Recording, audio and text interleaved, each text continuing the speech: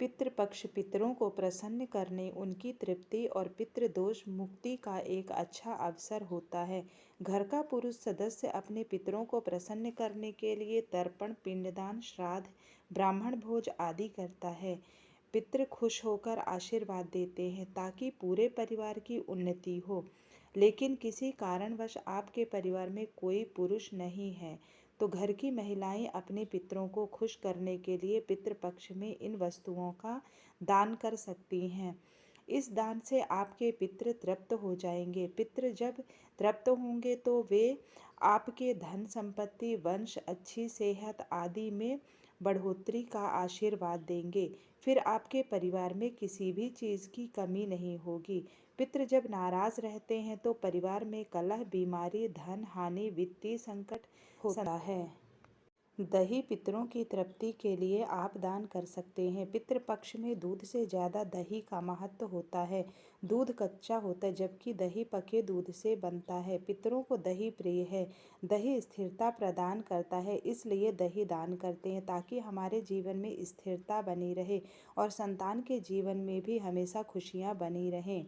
सफ़ेद मिठाई, पितृपक्ष में सफ़ेद मिठाई का दान पाकर पितृ खुश हो जाते हैं। प्रेत मंजरी से लिखा है कि मृत्यु के बाद व्यक्ति प्रेत भाव में होता है और वह अंधकार में रहता है। इस भाव में वे अपने वंश को प्रताड़ित परेशान करते हैं, इसलिए उन्हें सफ़ेद मिठाई का दान करना चाहिए। सफ़ेद वस्तुएं उन्हें अत्यंत प्रिय रहती हैं जो उन्हें प्रसन्न करती हैं। पान, पितरों की कृपा प्राप्ति के लिए पितृपक्ष में उनको लगा हुआ पान दान करना चाहिए। लगा हुआ पान का मतलब है पान के बीड़ा।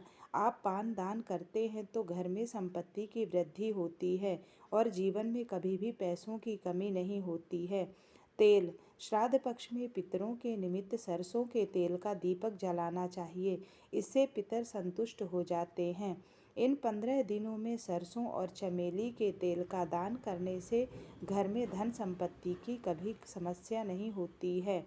नमक, पितृपक्ष में नमक का दान करने से पितृपक्ष के दौरान पितृ खुश होते हैं। सफ़ेद नमक के दान करने से पितृ प्रसन्न होते हैं और कुंडली में पितृ दोष भी समाप्त हो जाता है। केला, केला 12 महीने मिलने वाला फल है। पितरों को खुश करने के लिए पितृपक्ष में पके हुए केले का दान करना चाहिए।